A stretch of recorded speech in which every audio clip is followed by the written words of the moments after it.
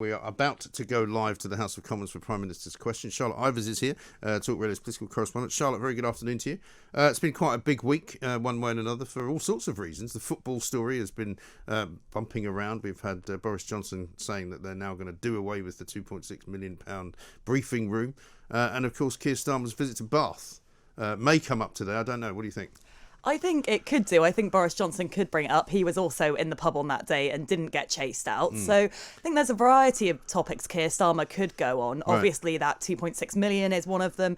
And then as well, you have this story about Sir James Dyson texting Boris Johnson directly to check that he wouldn't have changes to his employees' tax status if they came over here from Singapore to help make ventilators. Yes. And I mean, I suppose that will lead on from what happened last week with the old lobbying questions. But I mean, it's a very dry story, isn't it? And it doesn't take him anywhere particularly. And I suppose if you're going to be reasonably honest about it, I mean, why wouldn't James Dyson do that? If you can, you would, wouldn't you?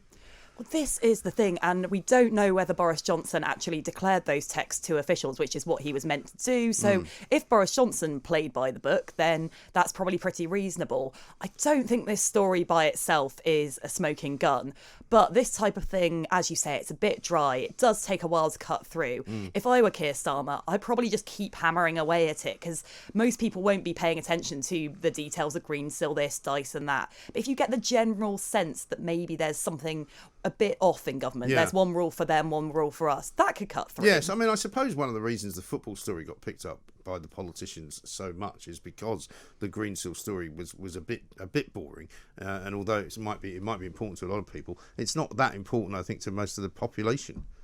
No, exactly, which is why I think a vague sense that something is off is more important than each individual story for Keir Starmer and the Labour Party. I think if I was advising them, I'd say keep hammering it. You won't see the results straight away, but you'll get there eventually. People will eventually start to think about this a bit more. Right. And what's been the Labour kind of reaction to everything that happened in the pub visits? Because I thought the press team put out a very bizarre statement about how, this guy was spouting, dangerous misinformation, which he clearly wasn't. I mean, you can take a view on whether he was a bit rude, but certainly what he was saying was not untrue. Well, the Labour Party, I think, essentially are trying to brush this aside, push this aside. They point to the fact that Keir Starmer dealt with him politely, in the instance at least. And they also essentially say, look, Starmer had been invited there. This was not a man just storming into a pub uninvited. Right. Yeah, because his partner was the guy who wanted him to come, presumably, which is also slightly confusing, I suppose, for everyone. Exactly. I wouldn't like to be a fly on the wall at the next team meeting before their next shift. Well, the other thing that seemed weird was they didn't seem to have much of an outdoor space. So, I mean, there's plenty of pubs in Bath that I know where you can sit outside. It just seems a weird one to pick. It's odd, isn't it? Maybe they had more outside space at the back, but it's these things are always a minefield, aren't they? Think of John Prescott punching the man who egged him. Think of Gillian Duffy. One of the great ones, that, wasn't it? This is the thing. Any interaction with the public, you're always running the risk of something like this happening. Boris Johnson made it to the pub, but managed to put a photograph of himself standing up without a mask on and with a pint, speaking to two women. Now, rights and wrongs of that aside, that is not within the rules. No. Boris Johnson very easily could have avoided that one as well. Well, I suppose he could have done. It is, of course, the Queen's 95th birthday. That might get a mention as well. We're going to go over to Boris Johnson right now. The opposition, Keir Starmer. Thank you, Mr. Speaker. Can I join the Prime Minister in wishing Her Majesty a very happy birthday? The last few weeks have been a time of incredible personal anguish. We all send Her Majesty and the royal family our very best wishes.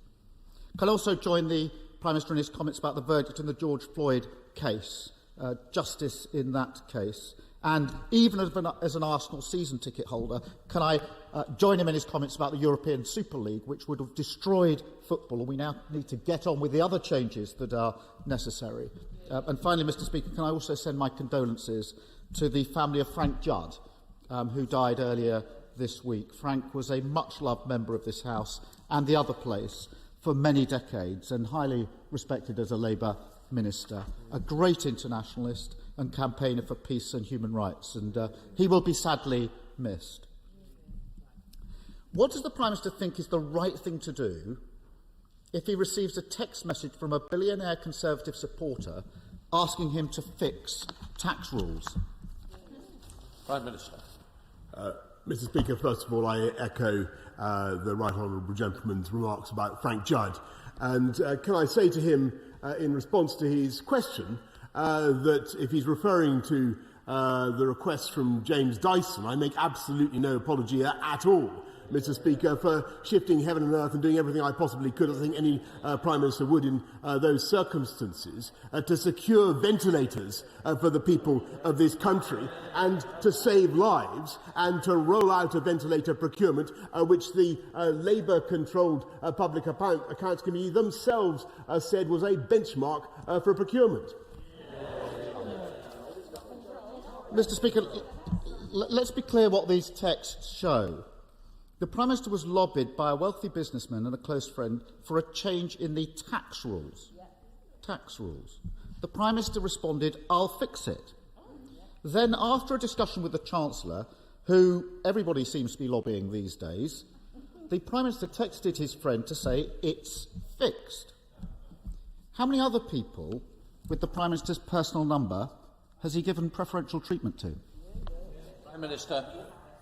Mr. Speaker, I recall the right honourable gentleman at the time saying that we should do everything that we could to get more ventilators, and indeed he congratulated the rollout of the ventilator. He said that well done to everybody involved for the ventilator challenge. And I just remind the House what we were facing in March last year, Mr. Speaker, which was that we had a new virus which was capable of killing people in ways that we didn't understand. The only way to help them in extremis was to intubate them and put them on ventilation. We had 9,000 ventilators in this country, Mr. Speaker. We secured 22,000 as a result of that ventilator challenge. I think it was entirely the right thing to do, to work with all potential makers of ventilators at that time, Mr. Speaker. And by the way, so does the former leader of the Labour Party, a man to whom I think he should listen, Tony Blair. KEIR STARMER. Mr. Speaker, I'm surprised the Prime Minister brings up former leaders, since it's his former leader, his friend, I think, Dave, who's at the heart of much of this. And I acknowledge thousands of businesses stepped up during the pandemic. That was a good thing, and we celebrate that. The difference is they didn't all have the chance to text the Prime Minister, ask him to fix the tax situation in exchange for doing that. That's the difference. At the heart of this scandal are people's jobs and wasted taxpayers' money. Take, for example, the thousands of jobs at Liberty Steel that are on the line, in Hartlepool, in Rotherham and elsewhere, following the collapse of Greensill Capital. The Prime Minister hasn't fixed that. In fact, he's done nothing to help steelworkers. Is it now, quite literally, one rule for those that have got the Prime Minister's phone number, another for everybody else? Prime Minister. Mr. Speaker, he calls it a scandal. He voted for the changes that we brought in. Our ventilator, he called our ventilator challenge an outstanding success, and I think he was completely right. This is a government that gets on and delivers for people in distress and delivers on the people's priorities. And yes, of course, I'm concerned for the families of steelworkers up and down the country. That's why the Business Secretary has been meeting with the unions and with the management of Liberty Steel repeatedly over the last few days. But we believe in British Steel, Mr. Speaker. It was under the last Labour government that jobs in steel fell by more than 50% and output fell by more than 50%. We've now got a 5 million tonne pipeline of British Steel with our massive infrastructure investments, and we intend to use our new freedoms under Brexit to make sure that procurement goes to British companies, Mr. Speaker. KEIR STARMER. Well, he says we believe in British Steel. Well, do something.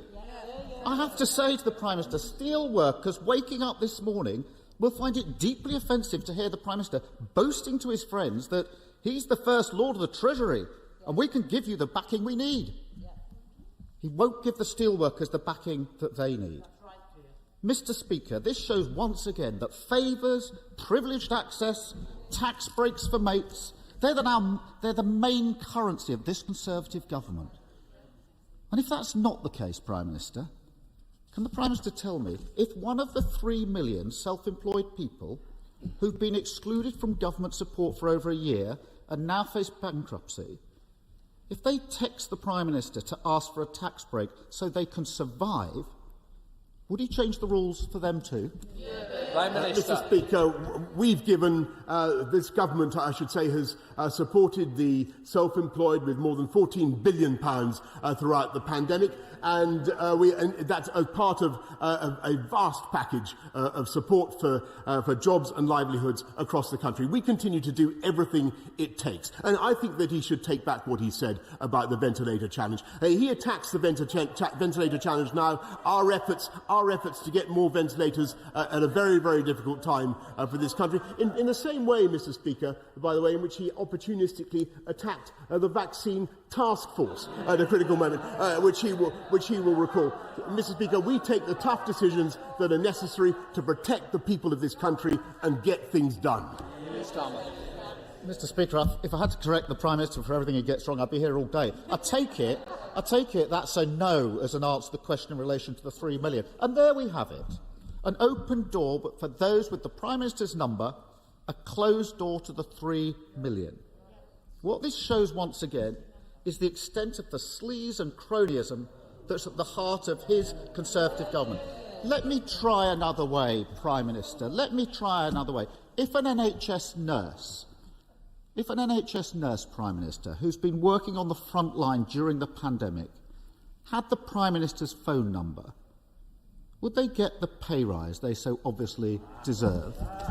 Mr. Speaker, I'm proud of what this government has done to support the NHS throughout the pandemic, with record investments and with another £92 billion that we put in to support the NHS throughout the pandemic. And what we're doing to help nurses, as he knows, is last year putting in the bursary of £5,000 plus the £3,000 on top to help them with training and the costs of childcare, a 12.8% increase on starting salary just in the last couple of years, Mr. Speaker. And above all, this is the government that is helping nurses and helping the profession by recruiting more than ever before. And there are already 50,000 more people in the NHS this year than there were last year, Mr. Speaker, and 10,600 more nurses. That's what I'd say to many of the nurses that I've talked to in the last few days and weeks, and we will continue to back them to the hilt. Yes, Starmer. If the Prime Minister had been talking to the NHS frontline, he'd know just how insulted they are by his pay cut after everything they've put in the last year. They didn't get a text from the Prime Minister. They got a kick in the teeth. Yeah. Mr. Speaker, there's a pattern to this government. The Prime Minister is fixing tax breaks for his friends. The Chancellor is pushing the Treasury to help Lex Greensill. The Health Secretary is meeting Greensill for drinks. And David Cameron's texting anybody who'll reply. Every day there are new allegations about this Conservative government. Dodgy PPE deals, tax breaks for their mates.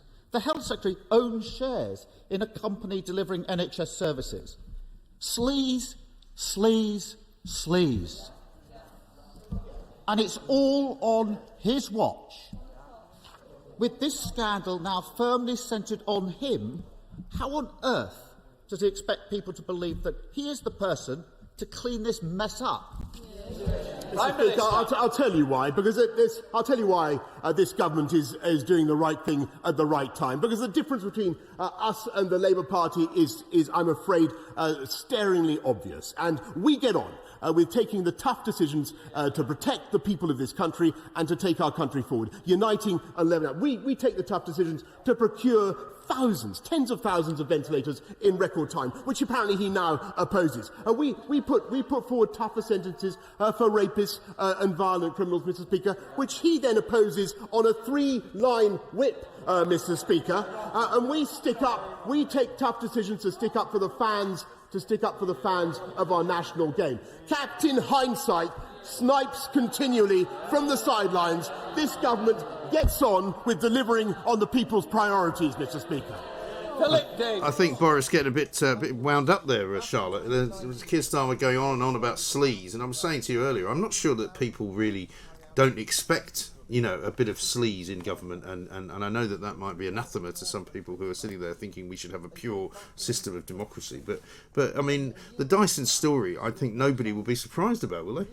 I think people do expect this type of thing. It's sort of a dog bites man story, isn't it? People tend to be quite sceptical of politicians in general. But I suppose there are really two ways in which this type of thing can bring down a government. Think about the major government, think about how that all compounded and became a much bigger issue. I think either you have one story that's a smoking gun that's just so big no one can ignore it and it is absolutely outrageous. Or you have just a series of stories, drip, drip, drip away at the stone. Every morning you wake up and it's something different, and eventually people just look at it and think, this is ridiculous. It is. Now, we're not there yet. But we're not, no. I mean, that's the thing. I mean, the John Major story really was more about a morality problem, wasn't it? When they had this Back to Basics campaign talking about family values, and then almost every cabinet minister was at it with somebody they should have been at it with, which rather ruined the whole idea of it. But let's hear from Ian Blackford, who now is about to speak. Thank you, Mr. Speaker. And can I associate myself with the remarks of the Prime Minister and the Leader of the Opposition on both the Queen's 95th birthday and the justice that we've now seen in the George Floyd case. Mr. Speaker, this morning's revelations surrounding the Prime Minister's interference in COVID contracts are incredibly serious.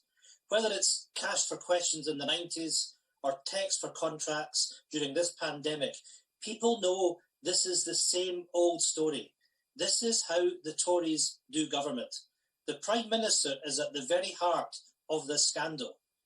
Mr. Speaker, will the Prime Minister reveal today how many more COVID contracts he personally fixed? And if he has nothing to hide, will he publish all personal exchanges on these contracts before the end of the day? Prime Minister. Mr. Speaker, of course, there's absolutely nothing that to conceal about this, and I'm happy to share all the details with the House, as indeed I've shared them with my officials immediately. Mr. Speaker, and it's thanks to that immediate action that we've been able to roll out, and not just to deal with the ventilator challenge, but also to help the people of the whole United Kingdom to get access in record times to the vaccines on which we all depend. And I think what the people of this country, and the same goes for rolling out PPE, Mr. Speaker. We've had to work at incredible speed, and I think the people of this country understand that it is sometimes necessary to act decisively to get things done. Let's go back to Ian Blackford. Ian.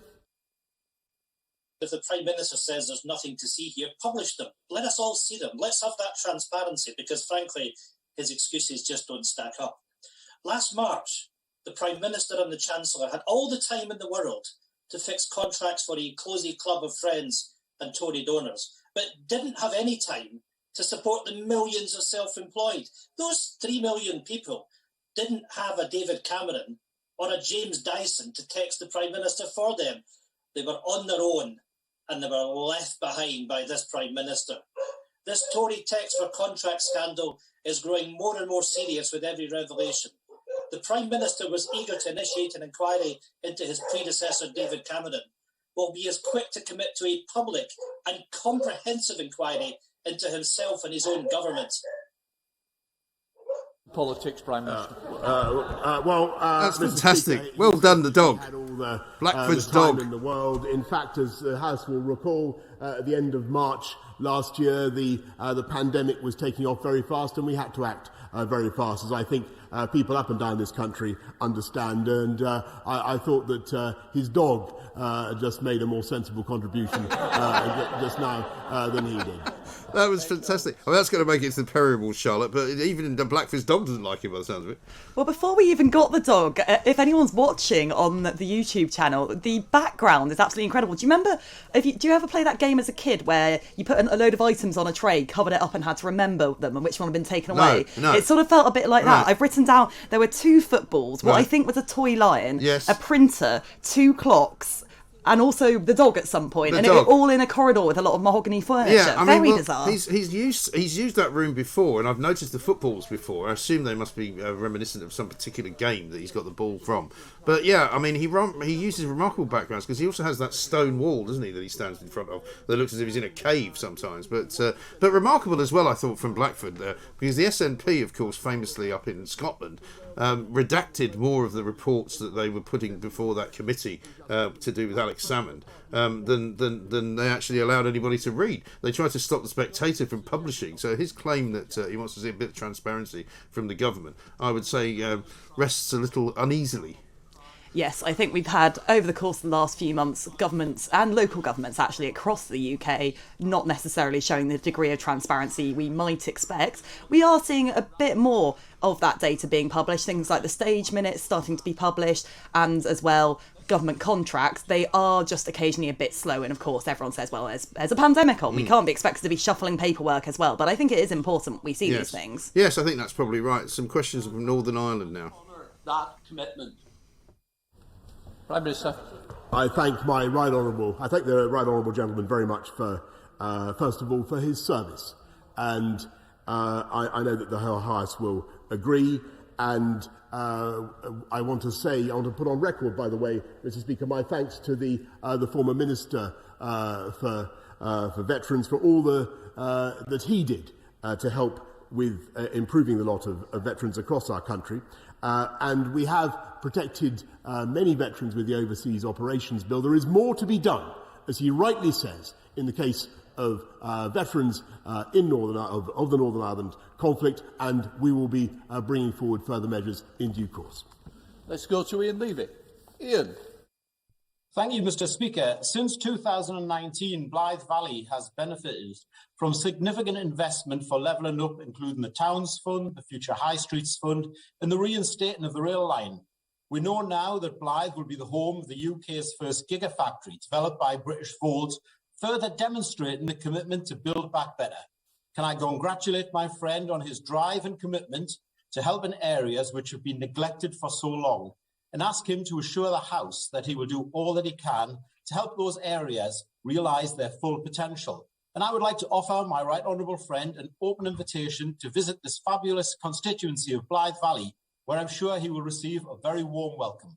It's one of those soft questions that I think you were telling somebody the other day about how easy it is now to get a question at PMQs, because it's still all being done on Zoom to a large extent, and generally speaking, the Prime Minister's office, I suppose, picks the people that he thinks he wants to get a question from, rather than actually having to wait for the Speaker to nominate somebody. Oh, that wasn't me saying that. But no, essentially the way it happens is they all go into a ballot, and the proportion of MPs from each party that goes into the ballot is the same proportion that goes out. So if, say, only 50% of the people who put in their ballots are Conservatives, even though the Conservatives have more than 50%, then you would see 50% come back out again. So there's always a big battle between the Leader of the Opposition's office and the Prime Minister's office to harass all of their MPs, make sure they actually get it together and put in their details. And you'll remember there were points, I think, both under Jeremy Corbyn and under Theresa May, where you could tell that their backbenchers were losing faith in them because they just weren't bothering to even submit a question and ask something nice like Ian Levy just asked and G them up a bit. Yes. Is there no opportunity, or was there no opportunity, though, in the old days when everybody was in the chamber to just kind of get noticed by the Speaker and wave your arm? There was, that is true, in the old days, but to be honest, because particularly in the old days under John Bercow, people went on for so long, it tended to be the case that by the time they got through the official list, there wasn't much space for other people. Okay, let's go back and see what's going on now. Details about the case that she mentions, she raises, I will be happy to take it up. Dr. Benspet. Thank you, Mr. Speaker. Access to superfast broadband is critical in today's society, but many people living in Runnymede and Weybridge can't access it. And while this question is essential viewing, my constituents may struggle to watch it streaming at home this evening if someone else is catching up on the MasterChef final. Does my right honourable friend share my ambition that everyone in Runnymede and Weybridge should have access to superfast broadband, just as every house should have access to water and electricity? Prime Minister. I thank my honourable friend, and he's entirely right, and that's why we've massively accelerated the rollout of gigabit broadband, superfast broadband and gigabit broadband, and coverage of reliable gigabit broadband was just 9% when this government took over. It will be 60% by the end of this year, and we're driving it up across the whole country, uniting and levelling up and unleashing the potential of the entire of the UK. It's not just in Runnymede and Weybridge. I've got news for them. There's a lot of places in London that you can't get a decent signal on Wi-Fi, depending on what time of day it is.